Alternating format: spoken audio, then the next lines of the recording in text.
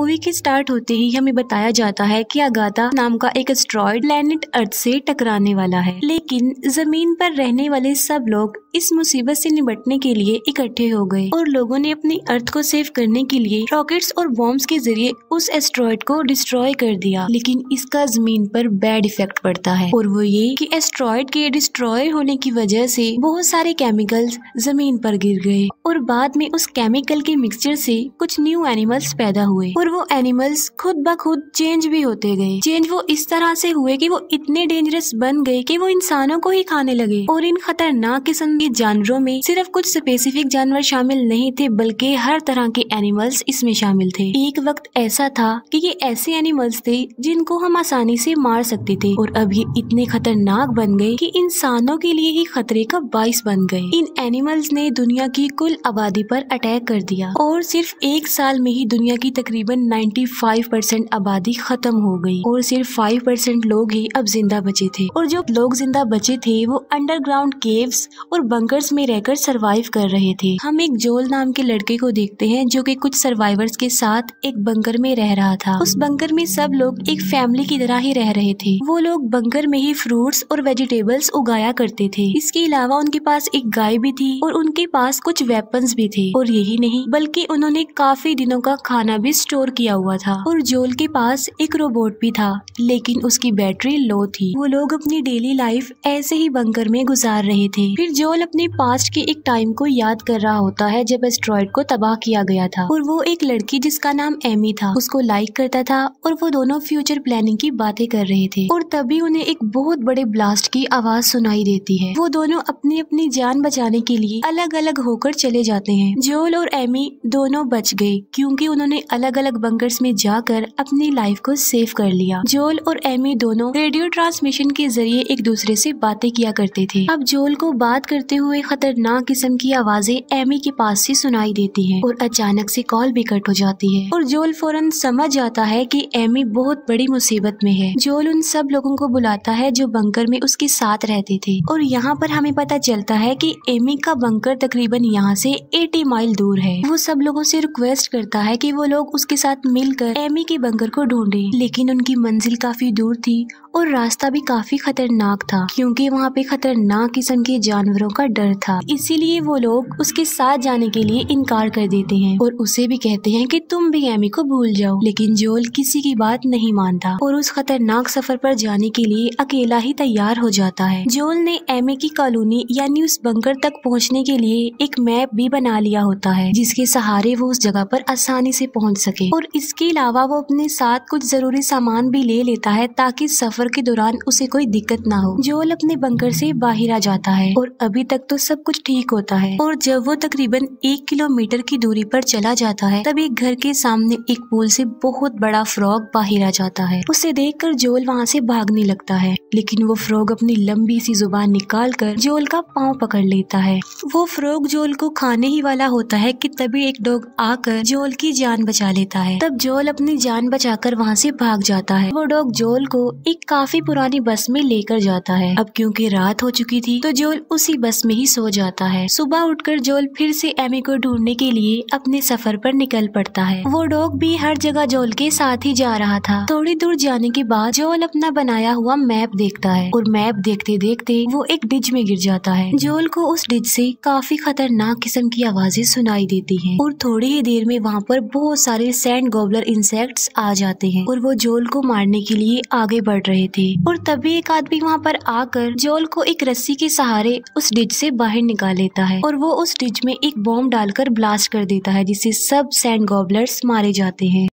वो आदमी एक हंटर था जो कि जानवरों का शिकार करने वहाँ पर आया था और उसके साथ उसकी छोटी बेटी भी होती है। अब जोल उस हंटर को एमी की लोकेशन बताते हुए उससे उसकी बंकर का एड्रेस पूछता है, जिस पर वो हंटर जवाब देता है कि वहाँ तक पहुँचना तो काफी मुश्किल है, लेकिन वो कहता है कि मैं भी उसी रास्ते पर जा रहा हूँ। और इसीलिए जोल और उसका डॉग उस बाप बेटी को ज्वाइन कर लेते हैं और वो लोग अपने सफर पर निकल पड़ते हैं। कुछ दिन उस बाप बेटी के साथ रहकर जोल को काफी कुछ आ चुका था। वो उन लोगों से काफी स्किल्स सीख चुका था कि अगर इंसान के ऊपर मुश्किल हालात आ जाएं तो कैसे वो डिफिकल्ट टाइम से लड़ सकता है। अब तक वो लोग एक दूसरे को काफी अंडरस्टैंड कर चुके थे, लेकिन एक वक्त ऐसा आ जाता है जब उन्हें सेपरेट होना पड़ता है क्योंकि उनके सफर अलग अलग थे। वो दोनों बाप बेटी जोल को गुड बाय और बेस्ट ऑफ लक कहकर वहाँ से चले जाते हैं। जोल उस डॉग के साथ मैप के जरिए आगे बढ़ रहा था और आगे जाकर उसे एक पूल दिखाई देता है और फिर एक खतरनाक किस्म की आवाज सुनाई देती है और वो डॉग एक जगह पर जाकर छुप जाता है। जोल जब देखता है तो वो देखता है कि वहाँ पर एक काफी बड़ा और काफी डरावना नजर आने वाला सेंटीपीड है और वो जोल को उठाकर दूर फेंक देता है और वो सेंटीपीड डॉग को खाने ही वाला होता है कि तभी जोल एक तीर से उस पर स्टैब करता है और वो डॉग को छोड़ देता है। और अब वो सेंटीपीड जोल को मारने के लिए आगे बढ़ता है, लेकिन जोल फिर से एक तीर सेंटीपीड को मारता है जो कि उसके सर पर जाकर लगता है और यहाँ पर वो सेंटीपीड मारा जाता है। वो सेंटीपीड काफी डरावना और खतरनाक नजर आ रहा था और ऐसा करके जोल ने अपने डॉग की जान बचा ली। वहाँ पर बारिश होने लगती है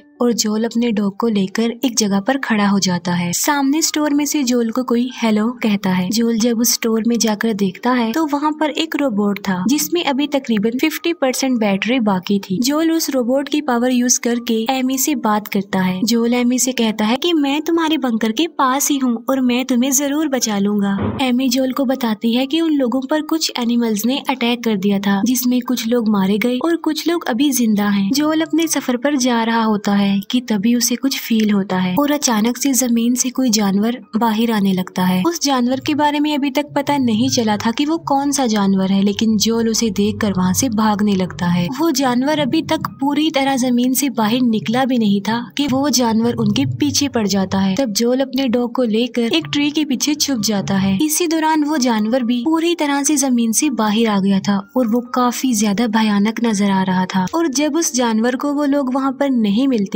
तो वो वहाँ से जाने लगता है, लेकिन अचानक से वो डॉग भौंकने लगता है। डॉग की आवाज सुनकर वो जानवर फिर से उनकी तरफ आ रहा था। उस जानवर को अपनी तरफ आते हुए जोल एक बॉम्ब बिल्कुल रेडी रखता है और ये वो बॉम्ब था जो कि उस हंटर ने जोल को दिया था। जैसे ही वो जानवर जोल की तरफ बढ़ता है, जोल बिल्कुल ठीक वक्त पर वो बॉम्ब उस जानवर के मुंह में फेंक देता है और ब्लास्ट होने की वजह से वो जानवर मारा जाता है और उसके टुकड़े टुकड़े हो जाते हैं। इस ब्लास्ट की वजह से जोल भी पानी में गिर जाता है और पानी में कुछ वाटर स्नेल्स उसकी बॉडी से चिपक जाती हैं और वो स्नेल्स जहरीली थी। वो जहरीली स्नेल्स जोल को काट लेती हैं और जहर फैलने की वजह से जोल बेहोश हो जाता है। जोल को जब होश आती है तो वो अपने सामने एमी को पाता है। जोल को अभी तक ठीक तरह से होश नहीं आता था, तब एमी उसे अपनी कॉलोनी यानी अपने बंकर में ले जाती है। एमी ये सोचकर खुश होती है कि जोल ने अपनी जिंदगी की परवाह किए बगैर सिर्फ एमी को सेव करने के लिए ये खतरनाक किस्म का रास्ता तय किया। एमी सब लोगों से जोल का इंट्रोडक्शन करवाते हुए सबके साथ जोल को मिलवाती है। थोड़ी देर बाद एमी जोल को कहती है कि मुझे बहुत अच्छा लगा कि तुम मुझे बचाने के लिए यहाँ तक आ गई हो। एमी जोल को बताती है कि मैं किसी और में इंटरेस्टेड थी और वो पर्सन मुझे एनिमल से बचाते बचाते मारा गया। एमी जोल को कहती है कि मैं ये सब कुछ तुम्हें बताना चाहती थी, लेकिन मुझे पता था कि ये सब सुनकर तुम काफी हर्ट हो जाओगे।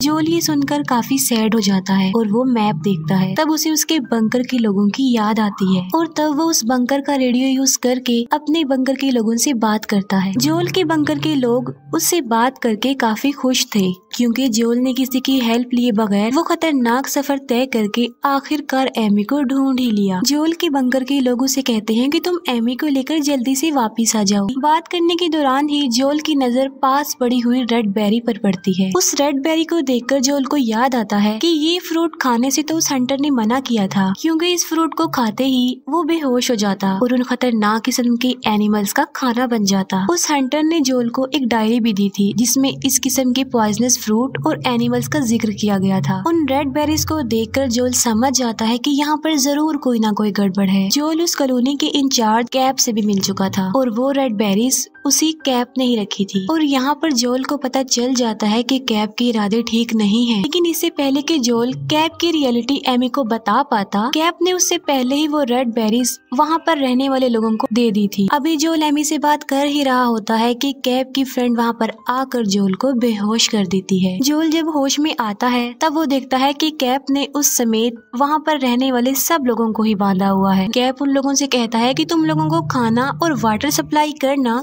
काफी मुश्किल है मेरे लिए। यहाँ पर वो सेल्फिश बन गया था और सिर्फ अपने बारे में सोचते हुए कहता है कि इतना सारा खाना अगर मैं तुम्हें दूंगा तो वो तो मेरे लिए इतने सालों तक ही काफी होगा। कैप के पास एक काफी बड़ी बोट भी थी जिसे एक काफी बड़े जानवर से बांध कर रखा गया था और कैप का इरादा था कि वो उन सब लोगों को उस जानवर का शिकार बना दे। कैप ने उस जानवर को इसलिए पकड़ के रखा था क्योंकि बोट चलाने के लिए उन्हें फ्यूल चाहिए था जो कि उनके पास नहीं था और यही वजह है कि वो उस जानवर को अपने मकसद के लिए इस्तेमाल कर रहा था। वो इतना बड़ा जानवर आहिस्ता आहिस्ता करके पानी से बाहर उन लोगों की तरफ आ रहा था जो कि एक बहुत बड़ा क्रैब था। वो केकड़ा काफी गुस्से में होता है क्योंकि उसे काफी बड़ी चेन से बांध कर रखा गया था। एमी खुद को फ्री कर लेती है और वो जोल को भी आजाद कर देती है। सब लोग अपनी जान बचाने के लिए भाग रहे थे। एमी बाकी लोगों को रोक रही थी जबकि जोल उस बड़े खतरनाक जानवर को रोक रहा था। वो सब लोग उस जानवर का मुकाबला करते हुए उसे गिरा देते हैं। अभी कैप उस क्रैब के साथ लगाई गई चेन के जरिए उसे इलेक्ट्रिक शॉक देता है जिससे वो दोबारा जिंदा हो जाता है और सब लोगों के पीछे पड़ जाता है। जोल समझ जाता है कि उस क्रैब को उस चेन से बांधकर उसे टॉर्चर किया जा रहा है, इसी वजह से वो गुस्से में है और साथ साथ उसे इलेक्ट्रिक शॉक्स भी दिए जा रहे थे। तभी क्रैब जोल का पाँव पकड़कर